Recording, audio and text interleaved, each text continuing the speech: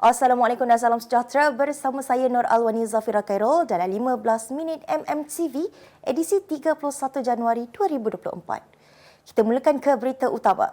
Sultan Johor Sultan Ibrahim Sultan Iskandar mengangkat sumpah jawatan sebagai Yang di-Pertuan Agong ke-17 bagi tempoh 5 tahun bermula hari ini.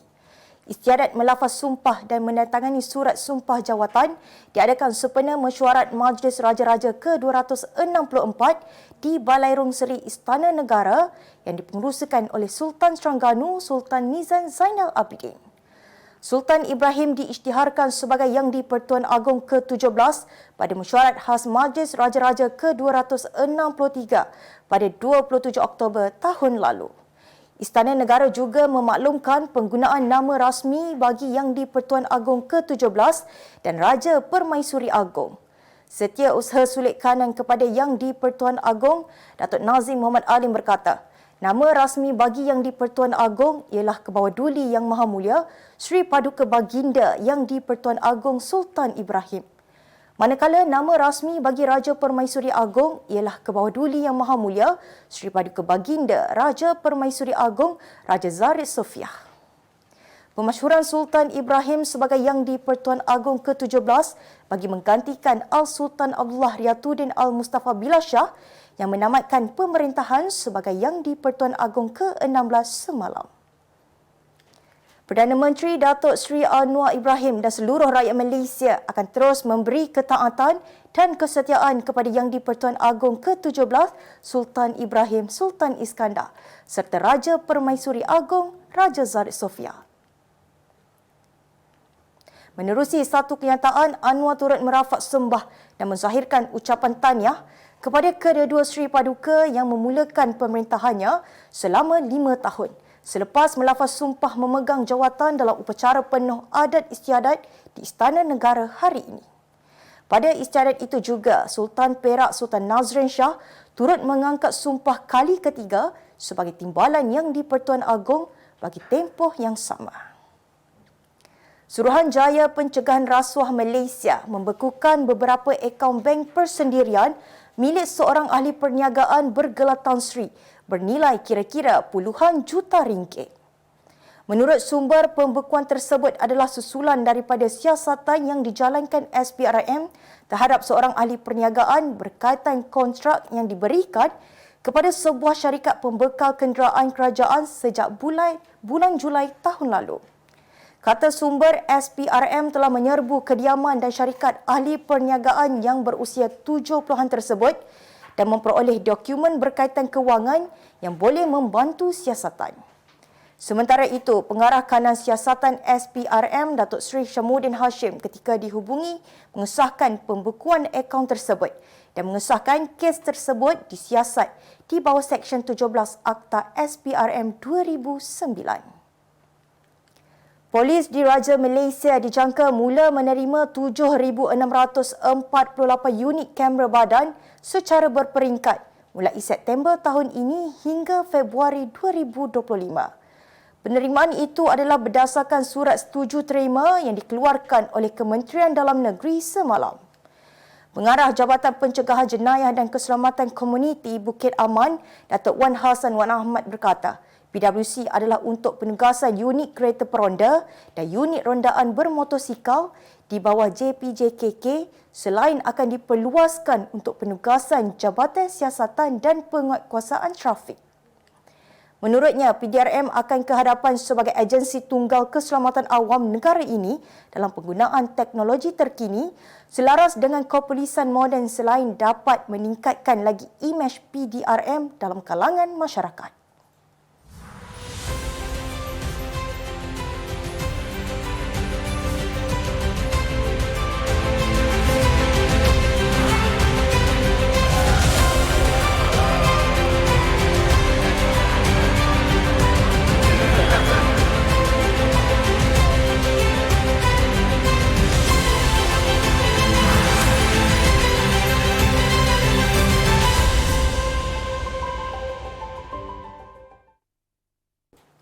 Mahkamah Seksyen I Keruh hari ini menjatuhkan hukuman penjara 3 tahun kepada seorang wanita berusia 38 tahun selepas ibu kepada 5 orang anak itu mengaku bersalah di hadapan Hakim Muhammad Sabri Ismail atas pertuduhan menyimbah air panas terhadap anaknya.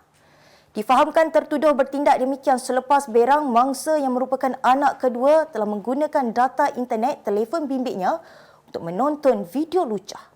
Berdasarkan kertas pertuduhan, tertuduh didakwa dengan sengaja menyebabkan kecederaan parah ke atas anak lelakinya yang ketika kejadian berusia 13 tahun dengan cara menyimbah air panas ke arah mangsa. Tertuduh yang tidak diwakili peguam merayu hukuman minimum diberikan dengan alasan mempunyai 3 anak kecil, masing-masing berusia 6 tahun, 4 tahun.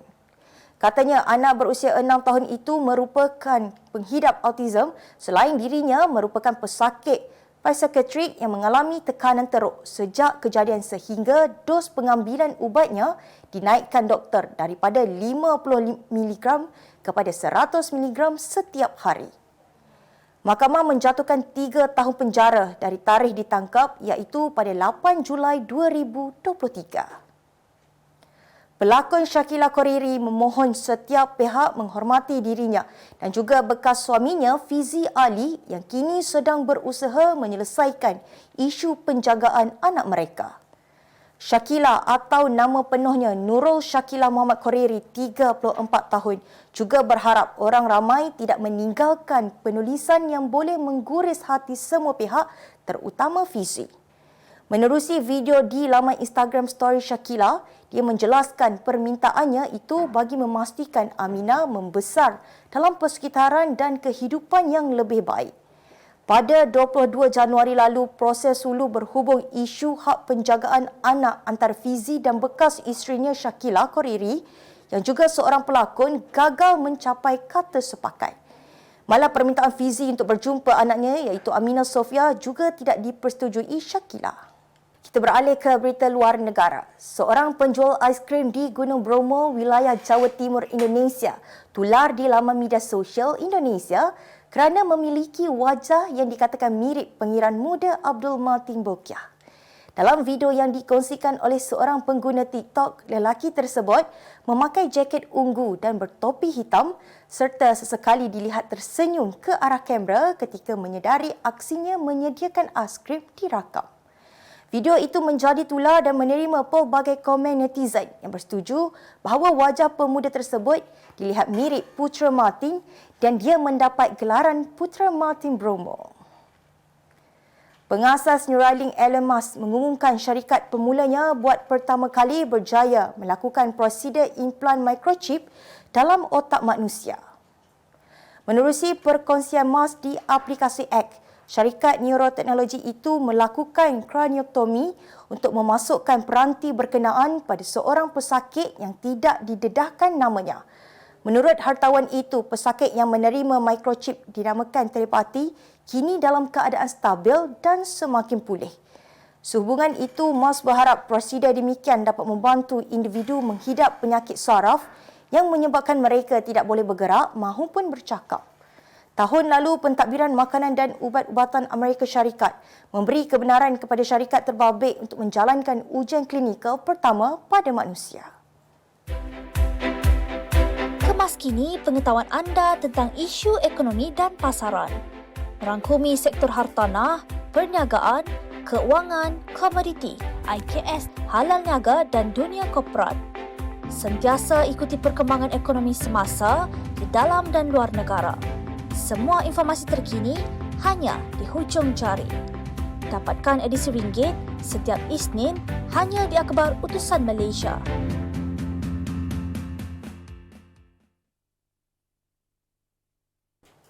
Kita ke segmen Halal Niaga minggu ini.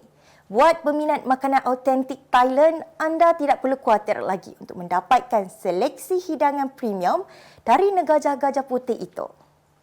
Terletak di Taman Tun Dr. Ismail, Kuala Lumpur, restoran Lamun menyajikan 30 menu istimewa seperti kerabu limau Bali, salad petik, pat kraupau dan beberapa hidangan lain.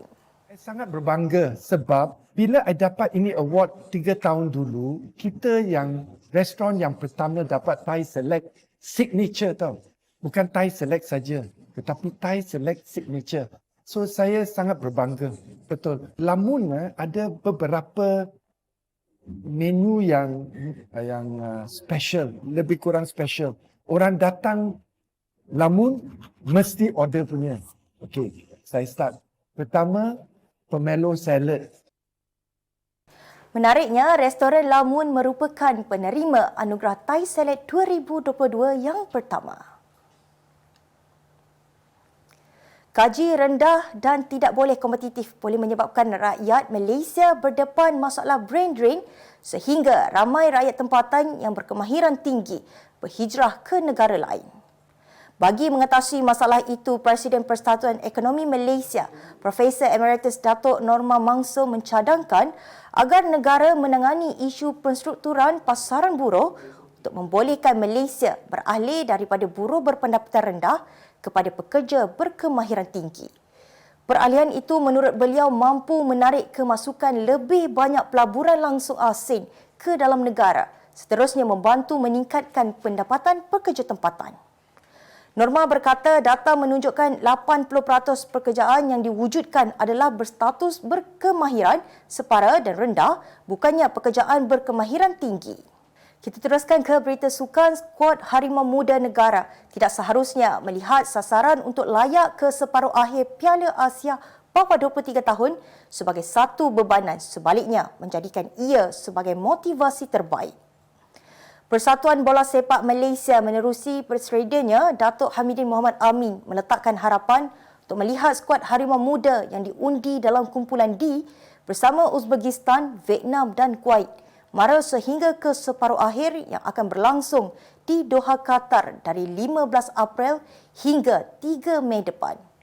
Tambahnya, bagi memastikan harapan itu mampu dicapai, pihaknya akan berusaha keras menyediakan yang terbaik buat pasukan termasuk menghantar skuad Harimau Muda itu mengharungi beberapa aksi persahabatan berkualiti di luar negara.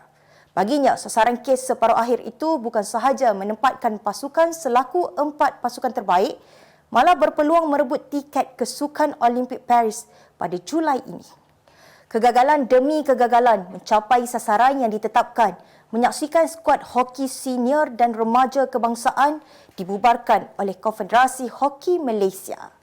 Selain itu, barisan kejurulatihan juga turut ditamatkan kontrak selaras dengan pembubaran pasukan. Presiden KHM Datuk Seri Subhan Kamal menjelaskan skuad kebangsaan akan berwajah baharu selepas tamat saingan Liga Hoki Malaysia 2024. Sebelum ini, skuad lelaki senior kebangsaan Speedy Tigers gagal dalam misi untuk melayakkan diri ke Sukan Olimpik Paris selepas gagal meraih pingat emas di Sukan Asia Hangzhou dan hanya menamatkan saingan di kedudukan ke-6. Pasukan sama kemudiannya beraksi di pusingan kelayakan di Muscat, Oman turut gagal mengesahkan tiket ke Paris apabila mengakhiri kempen di kedudukan tercorot. Dalam pada itu, skuad lelaki remaja negara Young Tigers pula menamatkan saingan Piala Dunia di Kuala Lumpur di kedudukan ke-12 bulan lalu.